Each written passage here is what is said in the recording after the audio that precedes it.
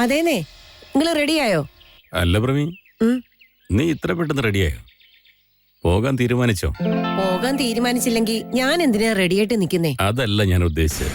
ഇപ്പൊ നമ്മൾ പോയിട്ട് പെൺകുട്ടിയെ കണ്ടിട്ട് ഇപ്പൊ അവിടെ നമ്മുടെ കണ്ണനെ ചേരുന്നിരിക്കട്ടെ, നമ്മൾ കണ്ണനോട് ഇപ്പൊ എന്തു പറയും? എന്താ പറഞ്ഞാല്? നമ്മൾ അവനോട് ആ പെണ്ണിനെ പോയി കാണാൻ പറയില്ലേ? അതവന് ഇഷ്ടപ്പെടുമെന്നാണ് എനിക്കൊരു സംശയം. എനിക്ക് തോന്നുന്നു അവനവന്റെ ലക്ഷ്യങ്ങൾ നിറവേറ്റുന്നതിലെ കൂടുതൽ താല്പര്യം. കല്യാണത്തെ കുറിച്ച് അവൻ ചിന്തിച്ചിട്ട് പോലും ഉണ്ടാവില്ല. ഞാനും അതിനെക്കുറിച്ച് തന്നെ ആലോചിച്ചുകൊണ്ടിരിക്കുന്നേ.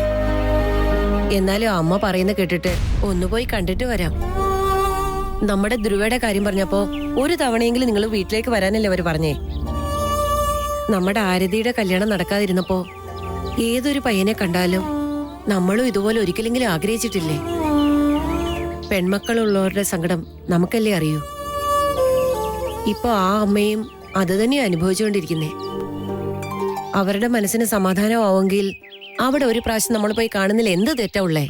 അങ്ങനെയൊക്കെ ആലോചിക്കുകയാണെങ്കിൽ നീ പറയുന്നത് തന്നെയാ ശരി. പക്ഷെ ഇത് അവന്റെ ജീവിതത്തിന്റെ കാര്യമല്ലേ, അവനോട് ചോദിച്ചിട്ട് പോകാന്ന് വിചാരിച്ചു. ഇതിലിപ്പോ അവന്റെ അനുവാദം എന്തിനാ? അവന് നല്ലത് നടക്കാൻ വേണ്ടിയല്ലേ നമ്മളിങ്ങനെയൊക്കെ ചെയ്യുന്നേ. അതുമാത്രമല്ല, അവന് വേണ്ടി ഇതൊക്കെ ചെയ്യാൻ ഇപ്പൊ അവന് വേറെ ആരാ ഉള്ളേ? അവൻ അവന്റെ സ്വന്തക്കാരെന്ന് കരുതിയ ആൾക്കാരെല്ലാം വീട്ടിൽ നിന്ന് അവനെ പുറത്താക്കിയില്ലേ? അങ്ങനെയാണെങ്കിൽ പോലും അവന്റെ നല്ലതിനു വേണ്ടി എന്തെങ്കിലും കാര്യം ചെയ്തോ? അവൻ ഈ വീട്ടിലെ മോനാ. എന്തു വന്നാലും അവന്റെ ജീവിതത്തെക്കുറിച്ച് നമ്മൾ മാത്രമേ ചിന്തിക്കാനുണ്ടാവുള്ളൂ. അതല്ല പ്രമി, വേദാന്തിന്റെ കണ്ണന്റെ ഇടയിലുള്ള പ്രശ്നങ്ങൾ മാറിയാൽ തന്നെ എല്ലാം ശരിയാവും. രണ്ടുപേരും എന്തോ സീരിയസ് മീറ്റിംഗിലാണെന്ന് തോന്നുന്നു. അതെന്താ, എന്തോ ഒരു കല്യാണക്കാരിയൊക്കെ പറയുന്ന കേട്ടല്ലോ. ഞങ്ങളുടെ കാര്യം വിടെ. നീ എങ്ങനെ ഇത്ര പെട്ടെന്ന് ഇവിടെ പ്രത്യക്ഷപ്പെട്ടെ? മറ്റുള്ളവരൊക്കെ ഇവിടെ പോയി മോളെ? ആരും ഇതുവരെ വന്നില്ലച്ചാ. അവരെല്ലാം അവിടെ തന്നെയുണ്ട്. ഇന്നൊരു പെൺകുട്ടി അവളുടെ അച്ഛന് വേണ്ടി വളരെ പവർഫുൾ ആയിട്ട് ഫൈറ്റ് ചെയ്യുന്ന കണ്ടു. എനിക്കത് ഒരുപാട് ഫീലായി അച്ഛാ. അതുകൊണ്ടാ അച്ഛനെ കാണാൻ വേണ്ടി ഞാൻ ഇങ്ങോട്ട് പെട്ടെന്ന് വന്നത്. അതെന്താ നിനക്ക് പെട്ടെന്ന് അച്ഛനോടൊരു സ്നേഹം വന്നേ? എന്റെ പ്രമി, എന്റെ ചെവി വെറുതെ പൊന്നാക്കല്ലേ. അച്ഛനെ കാണാൻ വരുമ്പോ അമ്മയെ കാണാതെ പോകാൻ പറ്റൂടാ? ഡയലോഗിന് മാത്രം യാതൊരു കുറവുമില്ല. ശരി, നീ പറ, ഇവിടെ തന്നെ നിൽക്കാനാണോ അതോ പോകാനാണോ പ്ലാൻ? അയ്യോ, അവിടെ എല്ലാരും കാത്തിരിക്കാമേ. വന്ന കാര്യം കഴിഞ്ഞല്ലോ, ഇനി ഞാൻ പോവാ. അമ്മു, ഒരാള് ഞങ്ങളെ വീട്ടിലേക്ക് വിളിച്ചിട്ടുണ്ട്. അവര് നിന്നെ കണ്ടപ്പോ നിന്നെ കുറിച്ച് ഒത്തിരി കാര്യങ്ങൾ നന്നായിട്ട് പറഞ്ഞു. നീ ഒരു കാര്യം ചെയ്യ്, നീ ഞങ്ങളുടെ കൂടെ അവരുടെ വീട്ടിലേക്ക് വന്നിട്ട് അവിടെ നിന്ന് നീ തിരിച്ചു പോയിക്കോ. എന്നെ കുറിച്ച് നല്ല കാര്യം പറഞ്ഞെന്നോ? ആരാമേ? ജാനകി എന്ന പേര്. അവൾക്കൊരു മെക്കാനിക്കൽ ഷോപ്പ് ഉണ്ട്. എനിക്ക് ഓർമ്മ വന്നു. അല്ല, അവരുടെ വീട്ടിലേക്ക് എന്തിനാ പോകുന്നേ? അല്ല, നമ്മുടെ ധ്രുവന് വേണ്ടി അവരുടെ വീട്ടിലെ പെണ്ണിനെ ആലോചിക്കാനാ. സത്യക്ക് വേണ്ടി ധ്രുവൻ ചേട്ടനെ ആലോചിക്കാനോ?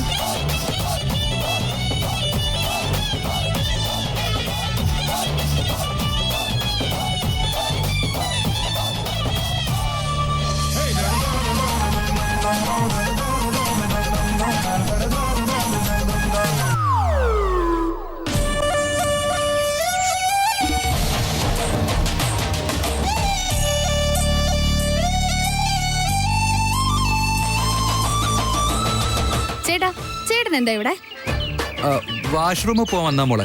വാഷ്റൂമോ? ഇവിടെ എവിടെയാ? ആക്ച്വലി വാഷ്റൂമിലേക്ക് പോകാനല്ല, ബട്ട് വാഷ്റൂം എവിടെയെന്ന് തെരഞ്ഞതാ. ഇവിടെ ആരും ഇല്ലല്ലോ തിരയാനായിട്ട്. ഈ പെൺകുട്ടികളൊക്കെ ക്വിസ് പ്രോഗ്രാമിന്റെ ഹോസ്റ്റ് ആവുന്ന നല്ലത്. ഒരു ചോദ്യം ചോദിച്ച് ഉത്തരം പറഞ്ഞ അപ്പൊ തന്നെ അടുത്ത ചോദ്യം ചോദിക്കും. ഇതിനേക്കാളും ഭേദം അമ്മുവിന്റെ ഫ്രണ്ട് ചെന്ന് ചാടുന്നായിരുന്നു.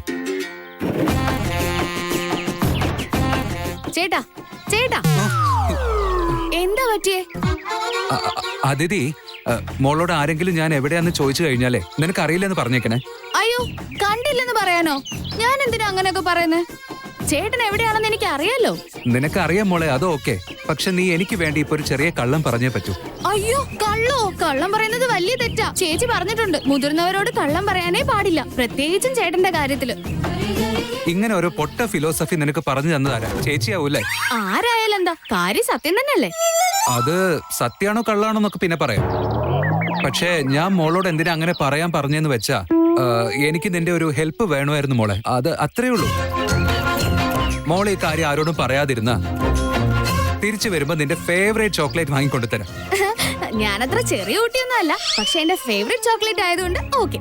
സൂപ്പർ മോളെ. പക്ഷെ ഇതിപ്പോ എന്തിനായിരിക്കും പോകുന്നത്?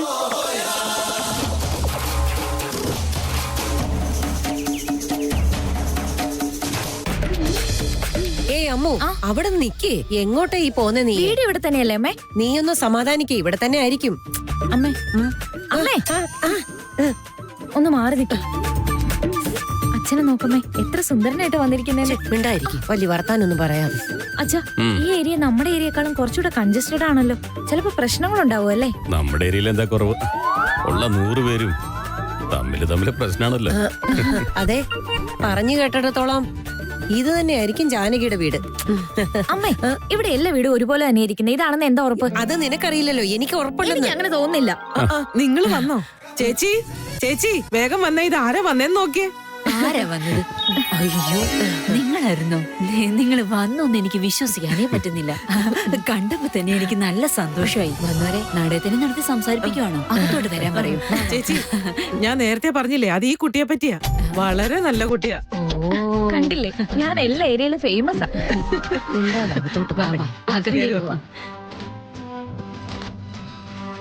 വീട് കണ്ടുപിടിക്കാൻ ഒരുപാട് ബുദ്ധിമുട്ടിയല്ലേ? ഇല്ല, അങ്ങനെ പ്രശ്നമൊന്നുമില്ല. ഇപ്പോ ഞങ്ങൾക്ക് ഒരുപാട് സമയമുണ്ടല്ലോ. വരൂ വരൂ, അകത്തേക്ക് വരൂ.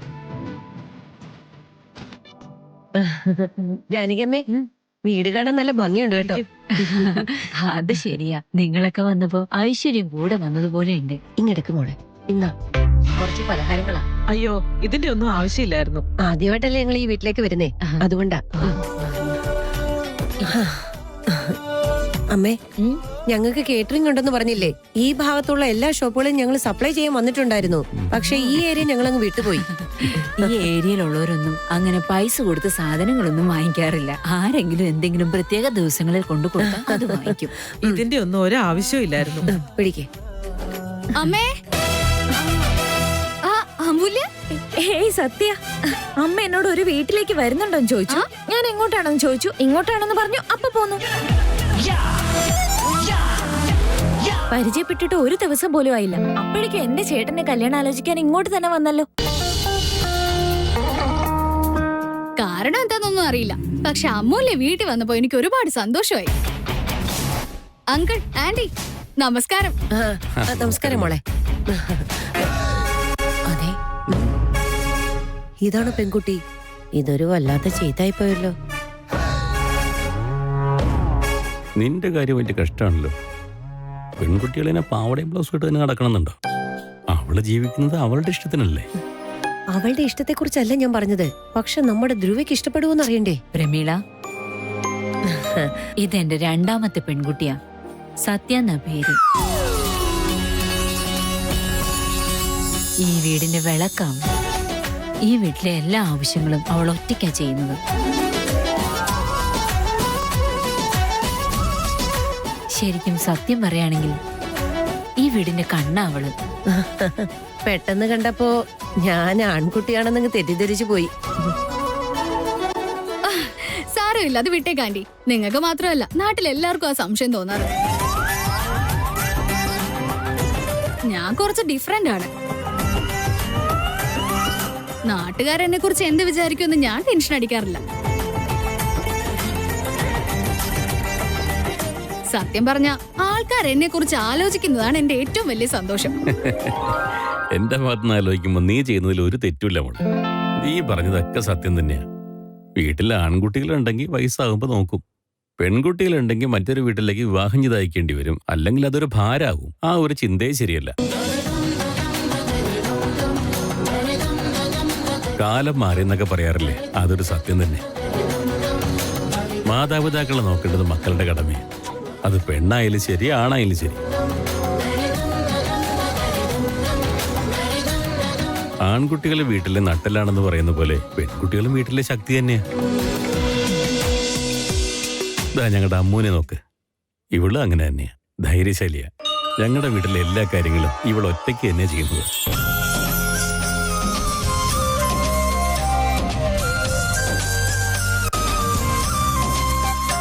അങ്കിൾ എന്റെ അച്ഛനെ പോലെ തന്നെ സംസാരിക്കുന്നുണ്ടല്ലോ.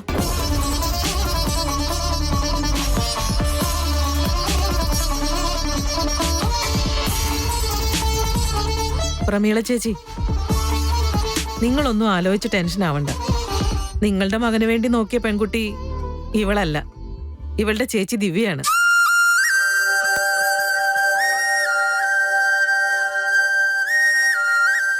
അവള് സ്വല്പം പോലും ഇവളെ പോലെ അല്ല.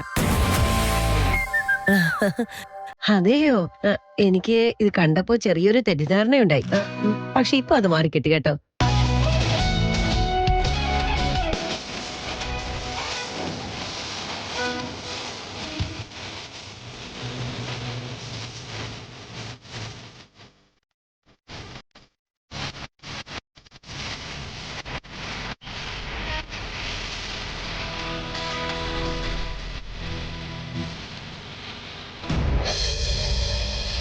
ഇവിടുന്ന് എങ്ങോട്ടാ പോയത്?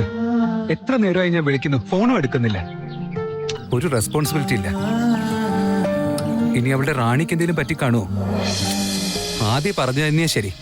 ഇവളുടെ റാണിയെ പോലെ വേറൊരു പാട്ടുവണ്ടി ഉണ്ടാവില്ല. ഈ ജന്മത്തിന് അവൾക്ക് ഒരിക്കലും ഒരു നല്ല വണ്ടി കിട്ടാനും പോകുന്നില്ല. ചിലപ്പോ വണ്ടിക്ക് എന്തെങ്കിലും പ്രശ്നമായി കാണും. അല്ല, ഇനി വണ്ടി പണി മുടക്കിയതാണെങ്കിൽ ഞാൻ എങ്ങനെ അറിയാ? ഇവള് ഫോൺ എടുക്കുന്നില്ലല്ലോ.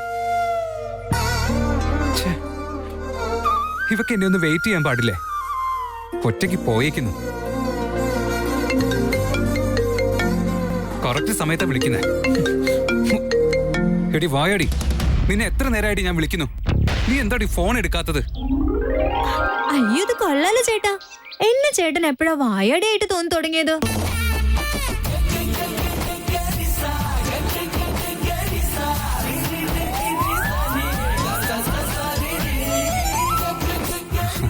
അത് ആദ്യ എന്താണെന്നറിയോ മോളെ? വേറെ ആരെങ്കിലും കോളാണെന്ന് കരുതി സംസാരിച്ചു തുടങ്ങിയതായിരിക്കും അല്ലേ?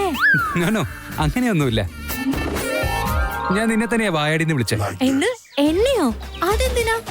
പിന്നല്ലാതെ എന്നെ ഒന്ന് സംസാരിക്കാൻ അനുവദിക്കാതെ നീ എപ്പോ ലോക്ക് ചെയ്തില്ലേ, അതുകൊണ്ട് അങ്ങനെ വിളിച്ചേ. എന്തോ ഒരു പന്തികേടുണ്ടല്ലോ.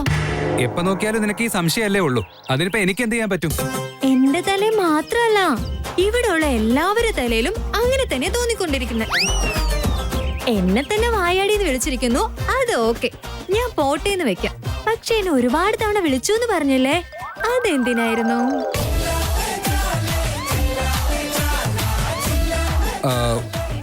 ആദ്യ ആക്ച്വലി അതെന്താന്ന് വെച്ചാ. ഓ സാരില്ല, വിട്ടേക്ക്. എന്റെ അറിവ് വെച്ച് വായാടിന്ന് വിളിക്കുന്നത് വേറെ ആരെയാണല്ലോ. അതൊക്കെ പോട്ടെ, ചേട്ടനിപ്പോ എവിടെയാ?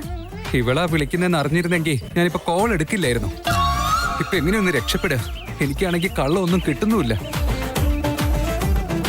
ഹലോ ചേട്ടാ, ഈ ചോദ്യം ചോദിച്ചപ്പോ തന്നെ സിഗ്നൽ ഒക്കെ പോയോ? ചേട്ടനിപ്പോ എവിടെയാണെന്നാ ഞാൻ ചോദിച്ചത്.